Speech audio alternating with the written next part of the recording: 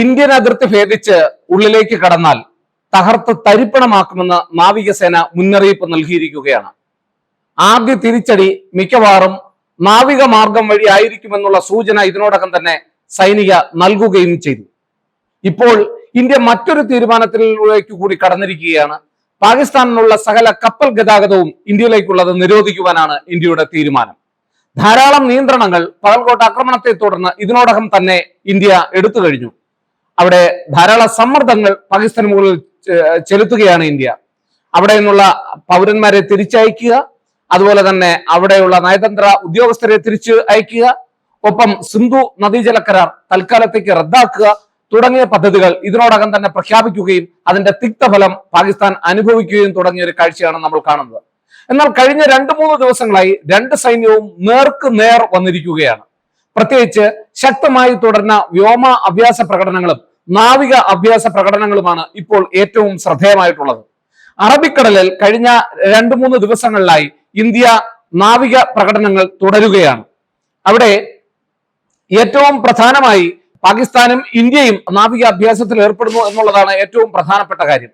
ഈ രണ്ട് നാവിക അഭ്യാസ പ്രകടനങ്ങളും കേവലം 85 നോട്ടിക്കൽ മൈൽ ദൂരത്തിലാണ് നടക്കുന്നത് എന്നുള്ളതാണ് ഏറ്റവും ശ്രദ്ധേയമായ കാര്യം. മാത്രമല്ല, അതിർത്തികളിലൊക്കെ തുടർച്ചയായ വെടിവെയ്പ് പാകിസ്ഥാന്റെ ഭാഗത്തു നിന്നുണ്ടാവുകയാണ്. ഭീകരവാദികളെ കൈയോടെ ജീവനോടെ പിടിക്കുവാൻ തന്നെയാണ് ഇന്ത്യ തീരുമാനമെടുത്തിരിക്കുന്നത്. ഇതിനോടകം തന്നെ 6 ഭീകരവാദികളെയാണ് പകൽക്കോട്ട് ആക്രമണത്തിന്റെ തുടർച്ചയായി ഇന്ത്യ പിന്തുടരുന്നത്. അതിൽ ഏറ്റവും പ്രധാന ഭീകരനായി പാകിസ്ഥാനിലെ ഹാഷിം മൂസയെ ഐഡന്റിഫൈ ചെയ്തിരിക്കുന്നു. അദ്ദേഹത്തെ പിടിക്കുവാൻ, ജീവനോടെ പിടിക്കുവാനുള്ള ശ്രമമാണ് ഇന്ത്യ നടത്തിക്കൊണ്ടിരിക്കുന്നത്. ഇതിനിടയ്ക്കാണ് മറ്റൊരു വാർത്ത ഇന്ത്യയിൽ നിന്ന് വരുന്നത്. ഇപ്പോൾ ഇന്ത്യ വ്യോമാഭ്യാസം നടത്തുന്നതിന് വേണ്ടിയുള്ള പുതിയ തന്ത്രങ്ങൾ ആവിഷ്കരിക്കുന്നതായിട്ടുള്ള വാർത്തകളാണ് ഇപ്പോൾ വന്നുകൊണ്ടിരിക്കുന്നത്. ഉത്തർപ്രദേശിലെ 8 വരി ഗംഗ എക്സ്പ്രസ് വേയിൽ അടിയന്തരമായ സാഹചര്യത്തിൽ അതൊരു റൺവേ ആക്കി മാറ്റാൻ കഴിയുമോ, അവിടെ മിഗ്, മിറാഷ് തുടങ്ങിയ യുദ്ധവിമാനങ്ങൾ ഇറക്കാൻ കഴിയുമോ എന്നുള്ള ഒരു പരീക്ഷണമാണ് ഇപ്പോൾ ഇന്ത്യ നടത്താൻ ശ്രമിക്കുന്നത്. അവിടെ അടിയന്തരമായി വേണ്ടി വന്നാൽ അതൊരു റൺവേ ആക്കി മാറ്റാൻ കഴിയുമോ എന്നുള്ളതാണ് ഇന്ത്യയുടെ വ്യോമസേന ഇപ്പോൾ ആ ശ്രമമാണ് ഇപ്പോൾ നടത്തിക്കൊണ്ടിരിക്കുന്നത്. ഇന്ത്യ ഇപ്പോൾ നാവികസേനയുടെ വിമാനങ്ങൾ ഉത്തർപ്രദേശിലെ ഷാജഹാൻപൂരിലെ ഗംഗ എക്സ്പ്രസ് വേയിൽ, അതാണ് 8 വരി പാത എന്ന് ഞാൻ മുൻപ് സൂചിപ്പിച്ചത്, ആ പാതയിൽ തങ്ങളുടെ മിറാഷ്, മിഗ് യുദ്ധവിമാനങ്ങൾ ലാൻഡ് ചെയ്യിക്കാനാകുമോ എന്നുള്ള പരീക്ഷണമാണ് നടത്തിക്കൊണ്ടിരിക്കുന്നത്. അതൊരു പക്ഷേ യുദ്ധത്തിന്റെ തന്ത്രവുമായി ബന്ധപ്പെട്ട, ഓപ്പറേഷണൽ സ്ട്രാറ്റജിയുമായി ബന്ധപ്പെട്ട ഒരു കാര്യമാണ്. ആ പരിശ്രമം വിജയിച്ചാൽ ഒരുപക്ഷെ രാത്രിയും പകലും അത് വ്യോമസേനയുടെ ആവശ്യങ്ങൾക്ക് വേണ്ടി ഉപയോഗിക്കുവാനുള്ള സാധ്യതയുണ്ട്.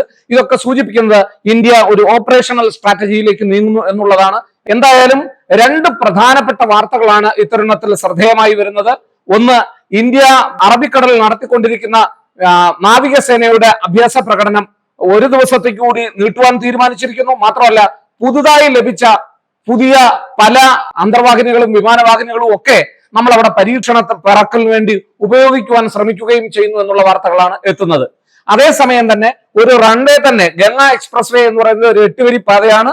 ആ 8 വരി പാതയിൽ അടിയന്തര ഘട്ടങ്ങളിൽ വേണ്ടി വന്നാൽ അതൊരു വ്യോമത്താവളമാക്കി മാറ്റുവാനുള്ള പരിശ്രമമാണ് ഇന്ത്യ നടത്തുന്നത്. ഇതൊക്കെ സൂചിപ്പിക്കുന്നത് ഇന്ത്യ അതിന്റെ തീരുമാനത്തിൽ നിന്ന് ഒരടി പോലും പിന്നോട്ട് പോവുകയില്ല എന്നും, വേണ്ടി വന്നാൽ അതിശക്തമായ തിരിച്ചടിയായിരിക്കും ഏത് നിമിഷവും പാകിസ്ഥാനെ കാത്തിരിക്കുന്നത് എന്നുള്ള ഒരു സൂചനയാണ് ഇന്ത്യൻ സൈന്യം നൽകുന്നത്.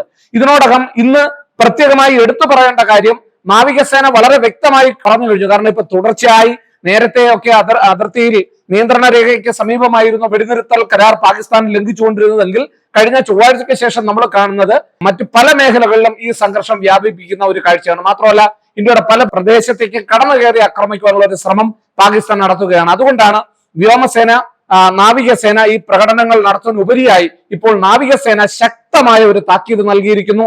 ഇന്ത്യയിലേക്ക് ഒരു ഇഞ്ചെങ്കിലും അകത്തേക്ക് കയറിയാൽ, ഇന്ത്യക്ക് നേരെ ഇനി ഒരു ആക്രമണത്തിന് പാകിസ്ഥാൻ മുതിർന്നാൽ ശക്തമായ തിരിച്ചടിയായിരിക്കും, തങ്ങൾ തകർത്ത് തരിപ്പണമാക്കും എന്നുള്ളൊരു സൂചനയാണ് ഇപ്പോൾ ഇന്ത്യയുടെ നാവികസേന പാകിസ്ഥാന് നൽകിയിരിക്കുന്നത്.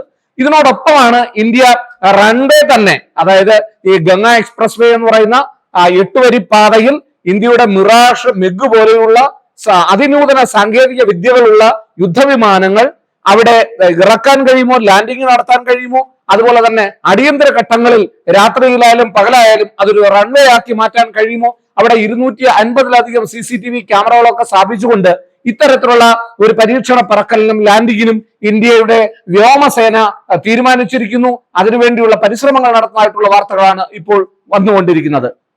അതിനോടൊപ്പം തന്നെ ശ്രദ്ധേയമായ മറ്റൊരു വാർത്ത പുറത്തു വന്നിട്ടുള്ളത് ഭീകരർ ഉപയോഗിച്ച സാറ്റലൈറ്റ് ഫോൺ അവിടെ നിന്ന് കണ്ടെടുത്തിരിക്കുന്നു. അത് ചൈനീസ് നിർമ്മിതമാണ് എന്നുള്ളതാണ്. ഹുവാവേ എന്ന് പറയുന്ന കമ്പനിയുടെ ചൈനീസ് നിർമ്മിത ഫോണാണ് ഇതിനോടകം തന്നെ കണ്ടെത്തിയിട്ടുള്ളത്. അത് പാകിസ്ഥാൻ സൈന്യം പലപ്പോഴും ചൈനയുടെ സഹായത്തോടെ ഉപയോഗിക്കുന്ന സാറ്റലൈറ്റ് ഫോണാണ്. അത് തന്നെയാണ് അവർ ഭീകരവാദികളുടെ കയ്യിൽ നിന്ന് കണ്ടെത്തിയിട്ടുള്ളത്. ഇതിനോടകം തന്നെ ചൈനീസ് നാവിഗേഷൻ സിസ്റ്റവും ചൈനയുടെ ഇത്തരത്തിലുള്ള ഇന്ത്യ നിരോധിച്ച ചൈനീസ് നിർമ്മിതമായ ഹുവാവേ സാറ്റലൈറ്റ് ഫോണുകളും അതുപോലെ തന്നെ അവരുടെ നാവിഗേഷൻ സിസ്റ്റവും എല്ലാം ഇപ്പോൾ പാകിസ്ഥാന്റെ പക്കലുണ്ട് എന്ന് അവരത് പല സ്ഥലങ്ങളിലും ഉപയോഗിക്കുന്നതുമായിട്ടുള്ള തെളിവുകൾ ഇന്ത്യക്ക് ഇതിനോടകം തന്നെ മുൻപ് നടത്തിയ പല ഭീകരവാദ ആക്രമണങ്ങളിലും അതിന്റെ അന്വേഷണത്തിലും തെളിഞ്ഞതാണ്. അപ്പൊ ഇപ്പോൾ അവിടെ നിന്ന് കിട്ടിയിരിക്കുന്ന സാറ്റലൈറ്റ് ഫോൺ, ഹുവാവേ കമ്പനിയുടെ സാറ്റലൈറ്റ് ഫോൺ എന്ന് പറയുന്നത് അതിപ്പോൾ ഈ അക്രമികൾ ഉപയോഗിച്ചതാണെന്ന് കരുതുന്നു. മാത്രമല്ല, ഈ ആക്രമണം നടന്ന പഹൽഗോട്ട് ആക്രമണം നടന്ന അതേ സമയം തന്നെ, പഹൽഗാം ആക്രമണത്തിന്റെ സമയത്ത് തന്നെ അവിടെ ഇങ്ങനെയുള്ള ഒരു സാറ്റലൈറ്റ് ഫോണിന്റെ ഒരു മൂവ്മെന്റ് ഇന്ത്യൻ സേന നിരീക്ഷിച്ചിരുന്നു എന്നുള്ളതാണ് ഏറ്റവും പ്രധാനപ്പെട്ട വാർത്തകൾ ഇപ്പോൾ പുറത്തു വരുന്നത്. എന്തായാലും ഇക്കാര്യത്തിൽ ഒരു കാര്യം ഉറപ്പാണ്, ചൈനയുടെ പങ്ക് എത്രത്തോളം ഇക്കാര്യത്തിൽ ഉണ്ട് എന്ന് പലരും സംശയിക്കുന്നുണ്ട്. എങ്കിലും ചൈന തുടർച്ചയായി പാകിസ്ഥാന്റെ സൈന്യത്തിനും പാകിസ്ഥാൻ സൈന്യം പിന്തുണ നൽകുന്ന ഭീകരവാദികളും തുടർച്ചയായി ഇത്തരത്തിലുള്ള സോഫ്റ്റ്വെയറുകളും അതുപോലെ തന്നെ സാറ്റലൈറ്റ് ഫോണുകളും ഉപയോഗിക്കുന്നതായിട്ടുള്ള വാർത്തകൾ നിരന്തരം ശ്രദ്ധയിൽപ്പെട്ടിട്ടുണ്ട്. അതുകൊണ്ട് തന്നെ ഒരു കാര്യം വളരെ വ്യക്തമായിരിക്കുകയാണ്, ഈ ആക്രമണത്തിന് പിന്നിൽ പാകിസ്ഥാൻ കയ്യയച്ച സഹായമാണ് തീവ്രവാദികൾക്ക് നൽകിയിട്ടുള്ളത് എന്നുള്ള കാര്യത്തിൽ സംശയമൊന്നും വേണ്ട.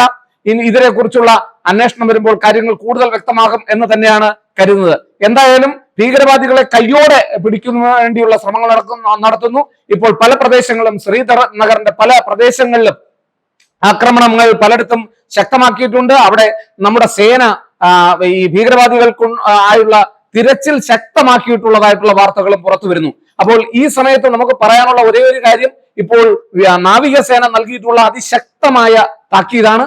ഒരിഞ്ചെങ്കിലും ഒരല്പമെങ്കിലും ഇനി തങ്ങളുടെ ക്ഷമയെ പരീക്ഷിക്കരുതെന്നും ഒരല്പമെങ്കിലും ആക്രമണം ഉണ്ടായാൽ തകർത്ത് തരിപ്പണമാക്കുമെന്നുള്ള വാക്കുകളാണ് ഇപ്പോൾ നാവികസേന നൽകിയിരിക്കുന്നത്. അതേസമയം തന്നെ വ്യോമസേന പുതിയ എക്സർസൈസിന്, പുതിയ വ്യോമാഭ്യാസ പ്രകടനത്തിന് തയ്യാറെടുക്കുകയാണ്. മിറാഷ് ഉൾപ്പെടെ ഇപ്പോൾ നമുക്ക് അവസാനമായി ലഭിച്ച റഫേൽ ഉൾപ്പെടെയുള്ള യുദ്ധവിമാനങ്ങൾ അവിടെ പരീക്ഷിക്കുമെന്ന് തന്നെയാണ് കരുതുന്നത്. അപ്പൊ അങ്ങനെ തന്നെയാണ് സൈന്യം ഇപ്പോൾ പറഞ്ഞിട്ടുള്ളത്. അപ്പൊ ഒരു വശത്ത് നാവികസേന അഭ്യാസ പ്രകടനം നടത്തുന്നു, മറുവശത്ത് വ്യോമസേന അഭ്യാസ പ്രകടനം നടത്തുന്നു. ഇതേ സമയം തന്നെ പാകിസ്ഥാനും ഇതിന് ബദലായി 3 സ്ഥലങ്ങളിൽ വ്യോമാഭ്യാസം പ്രകടനം നടത്താനുള്ള വാർത്തകൾ പുറത്തു വരുന്നുണ്ട്. അതേസമയം തന്നെ ഇന്ത്യൻ വ്യോമസേന ഇപ്പോൾ ഓപ്പറേഷണൽ സ്ട്രാറ്റജി മെനയുകയാണ്. അതായത് ഒരു യുദ്ധമുണ്ടായാൽ എന്തൊക്കെ ചെയ്യണമെന്നുള്ള ഓപ്പറേഷണൽ സ്ട്രാറ്റജിയാണ് ഇപ്പോൾ നമ്മുടെ വ്യോമസേന നടത്തിക്കൊണ്ടിരിക്കുന്നത്. പ്രധാനമായും എവിടെയൊക്കെ തങ്ങൾക്ക് എത്താനാവും, എവിടെയൊക്കെ വ്യോമത്താവളങ്ങൾ ലഭ്യമല്ലാതെ ആയാൽ എവിടെയൊക്കെ നമുക്ക് ലാൻഡിങ് പറ്റും, ഏതൊക്കെ പ്രദേശങ്ങൾ വ്യോമത്താവളമായി ലിമിറ്റഡായി ഉപയോഗിക്കാൻ പറ്റും, ഇങ്ങനെയൊക്കെയുള്ള ധാരാളം അന്വേഷണം നടക്കുകയാണ്. അതിന്റെ ഏറ്റവും നല്ലൊരു ഉദാഹരണമാണ് ഞാൻ പറഞ്ഞത്. 8 വരി പാതയായിട്ടുള്ള ഗംഗ എക്സ്പ്രസ് വേ അടുത്ത കാലത്ത് നിർമ്മിച്ചതാണ്.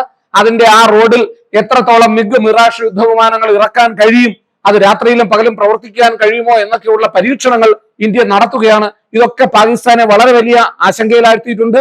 ഒപ്പം അമേരിക്ക ഇന്ത്യക്ക് പൂർണ്ണ പിന്തുണ പ്രഖ്യാപിച്ചുകൊണ്ട് കൂടെയുണ്ട്. അതേസമയം തന്നെ ചൈന പരോക്ഷമായി പലതരത്തിലുള്ള സഹായവും പാകിസ്ഥാന് നൽകുന്നതായിട്ടുള്ള റിപ്പോർട്ടുകളുമുണ്ട്. എന്തായാലും സംഘർഷം അതിരൂക്ഷമായ ഒരു അവസ്ഥയിലേക്ക് നീങ്ങുകയാണ്. ഇപ്പോൾ BJPക്കുള്ളിൽ തന്നെ, അല്ലെങ്കിൽ ഇടതുപക്ഷ പാർട്ടികളും കോൺഗ്രസ് പാർട്ടികളും BJPക്കുള്ളിൽ തന്നെയും തിരിച്ചടി വൈകാൻ പാടില്ല എന്നുള്ള അഭിപ്രായം പൊതുവെ ഉയർന്നു വരുന്നുണ്ട്. അതുകൊണ്ട് തന്നെ കേന്ദ്ര സർക്കാരിന് ഇതേ സംബന്ധിച്ചിടത്തോളം എത്രയും പെട്ടെന്ന് നടപടികൾ കൈക്കൊള്ളേണ്ടതായിട്ടുണ്ട്. എന്തായാലും സൈന്യത്തിന് പൂർണ്ണമായിട്ടുള്ള, നരേന്ദ്രമോദി കഴിഞ്ഞ മീറ്റിംഗിൽ തന്നെ വ്യക്തമാക്കിയിരുന്നു, സൈന്യത്തിന് പൂർണ്ണമായിട്ടുള്ള അധികാരം നൽകിയിരിക്കുകയാണ്. ഇനി അവരാണ് തീരുമാനിക്കേണ്ടത്. അതുകൊണ്ട് വൈകുകയോ അല്ലെങ്കിൽ എത്രയും പെട്ടെന്ന് തിരിച്ചടി കൊടുക്കുകയോ ഒക്കെ ചെയ്യുക എന്ന് പറയുന്നത് സൈന്യത്തിന്റെ ഒരു ഡിസ്ക്രിപ്ഷനാണ്. അവരാണ് അത് തീരുമാനിക്കുന്നത്, ആ തന്ത്രങ്ങൾ മെനയുന്നത്. അപ്പൊ നമ്മള് സാധാരണ ഒരു യുദ്ധം എന്ന് പറയുന്നത് നമ്മൾ കടയിൽ പോയി സാധനം വാങ്ങുന്ന പോലെ അത്ര എളുപ്പമുള്ള കാര്യമല്ലെന്നും നിശ്ചയിക്കുന്ന സമയത്ത് തന്നെ അത് പൂർത്തിയാക്കാൻ കഴിയില്ല എന്നുള്ളത് കൊണ്ട് തന്നെ പക്വമതിയായ രാഷ്ട്രമായ ഇന്ത്യയെ സംബന്ധിച്ചിടത്തോളം വളരെ ആലോചിച്ചുറപ്പിച്ച് മാത്രമേ മുന്നോട്ട് പോകാനാകൂ. അത്തരത്തിലുള്ള തീരുമാനങ്ങൾക്ക് വേണ്ടിയാണ് ജനങ്ങൾ കാത്തിരിക്കുന്നത്. എന്തായാലും അധികം വൈകാതെ തിരിച്ചടി ഉണ്ടാകും എന്ന് തന്നെയാണ്. ഇതിനോടകം നൽകിയ പാകിസ്ഥാന് അന്തർദേശീയ വേദികളിലും പാകിസ്ഥാന്റെ സമ്പദ് വ്യവസ്ഥയ്ക്കും കനത്ത തിരിച്ചടി ഇന്ത്യ ഇതിനോടകം തന്നെ നൽകി കഴിഞ്ഞിരിക്കുന്നു. കനത്ത സാമ്പത്തിക പെരുപ്പത്തിൽ പെട്ട് ഉഴലുകയാണ് പാകിസ്ഥാൻ. അവിടുത്തെ mobile phone calling rate, petrol വില വർധനവ്, അതുപോലെ തന്നെ ഈ അടുത്ത കാലത്തെ ഭക്ഷ്യ സാധനങ്ങളുടെ വില വർധനവ് എടുത്ത് പരിശോധിച്ചാൽ ഏതാണ്ട് 30% വില വർധനവ് അവിടെ ഉണ്ടായിട്ടുള്ളതായിട്ടുള്ള വാർത്തകളുണ്ട്. അവിടുത്തെ കർഷക സമ്പദ് വ്യവസ്ഥയുടെ ഏറിയ പങ്കും എന്ന് പറയുന്നത് സിന്ധു നദീജലത്തെ അല്ലെങ്കിൽ ആ കരാറിലുള്ള വിവിധ നദികളുടെ സഹായത്തെ ആശ്രയിച്ചാണ് നിലകൊള്ളുന്നത്. ഇപ്പോൾ അതും ഏതാണ്ട് പരിങ്ങലിലായിരിക്കുന്നു. ഇന്ത്യ വാണിജ്യപരമായി പലതരത്തിലുള്ള ഉപരോധങ്ങൾ പാകിസ്ഥാന് മുകളിൽ കൊണ്ടുവരികയാണ്. ഇപ്പോൾ കപ്പൽ ഗതാഗതവും, ഇന്ത്യയിലേക്കുള്ള പാകിസ്ഥാനിലുള്ള കപ്പൽ ഗതാഗതവും നീക്കങ്ങളും നിരോധിച്ചുകൊണ്ടുള്ള തീരുമാനം വരുന്നതായി റിപ്പോർട്ടുകളുണ്ട്. പാകിസ്ഥാൻ ഇതിനോടകം തന്നെ നമ്മൾ പാകിസ്ഥാനിലുള്ള വ്യോമ നിരോധനം ഏർപ്പെടുത്തിയിട്ടുണ്ട് പാകിസ്ഥാനിലേക്ക്. അപ്പൊ ഇതെല്ലാം കൂട്ടി വായിക്കുമ്പോൾ പാകിസ്ഥാൻ ശക്തമായ ഒരു തിരിച്ചടി നേരിടുന്നു. അന്തർദേശീയ രംഗത്തും ആഭ്യന്തരമായും ഒക്കെ തിരിച്ചടി നേരിടുന്ന പാകിസ്ഥാന് ഇനി ഇന്ത്യൻ നാവികസേനയുടെയും വ്യോമസേനയുടെയും കരസേനയുടെയും ഒരുമിച്ചുള്ള ആക്രമണത്തെ നേരിടാൻ പോലും ശക്തി ഉണ്ടാകുമോ എന്നുള്ള ഒരു വിലയിരുത്തലിലാണ് ഇപ്പോൾ ഇന്ത്യ മുഴുവൻ.